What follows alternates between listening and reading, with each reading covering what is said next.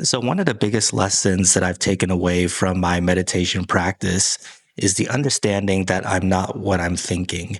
It's so important for me because when you identify with what you're thinking, you allow your mind to take you on a roller coaster because your mind is capable of playing both sides of the fence at any given time.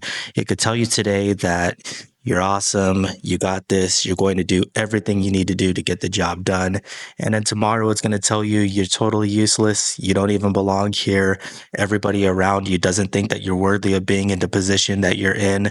This is what the mind does. And when you understand that it's always going to play that role, then you don't have to take it so seriously. Yes, there's always going to be times where we identify with what we're thinking.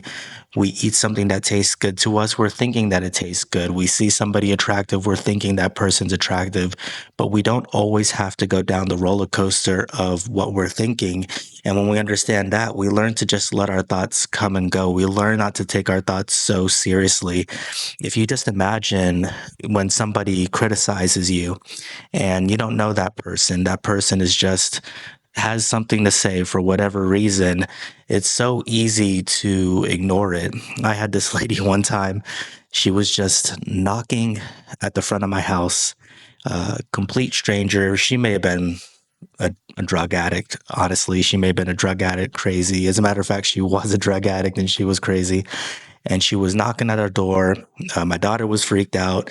So I approached her and, hey, what's going on? You need to get out of here, is that sort of thing.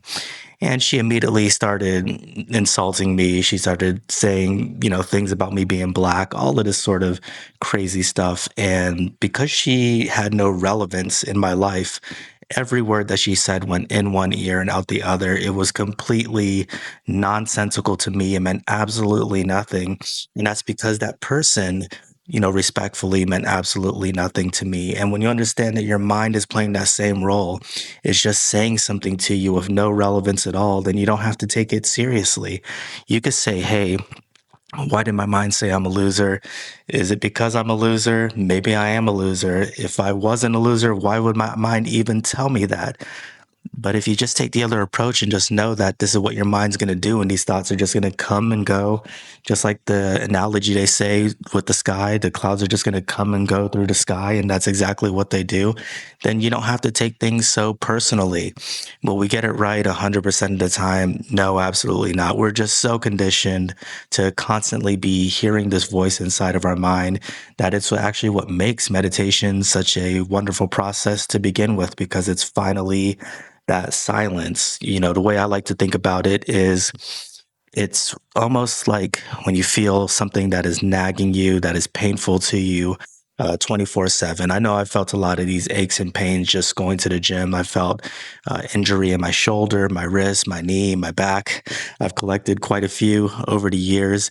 And you get used to living with this constant, and you think this is just how it's going to be and you're going to have to adapt to it, but it's always going to be there. And then one day the pain is gone, and you realize just how much relief you have and just how much better things are now than they were before. That's what meditation is. It's this constant, you know, thought process that's going on in our mind. And when we finally get an opportunity to sit down and catch ourselves drifting in that thought and bring ourselves back to a space where we're not listening to that inner voice, and we realize, hey, wait a second, this is so much more quiet. This is so much more peaceful. I didn't always know that it could be like this. I thought it just had to be that constant barrage of, commentating and critiquing and judging that goes on in our minds from the second we wake up all throughout the day until we go to bed. But it doesn't have to be that way. We have to know that we're something different.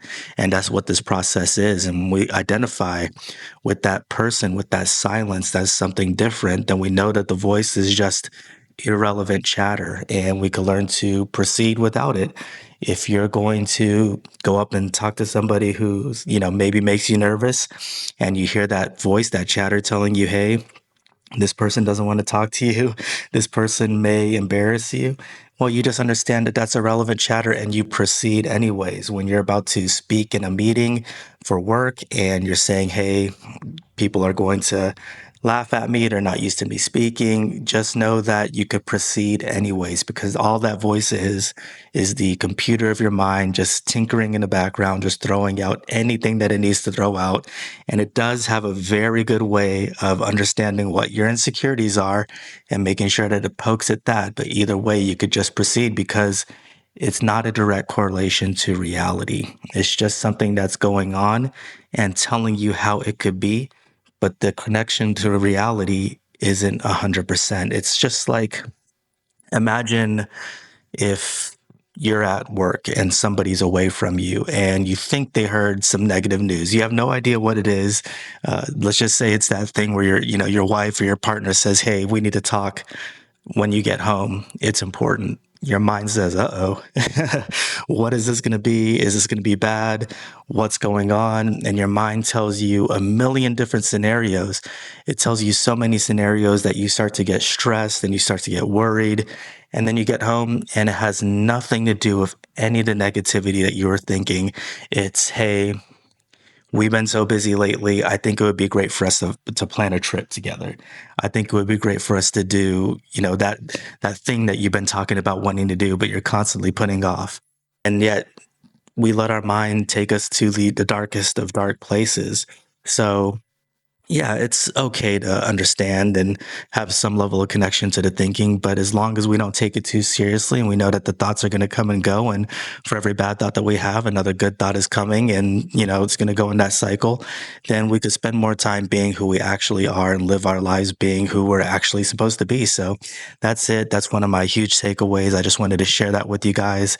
If you've experienced anything like that, let me know. If you enjoyed the concept of this video, I'd be very grateful if you liked and subscribed, as it's going to help me build my audience because obviously I'm new creating these videos. And I'll talk to you next time.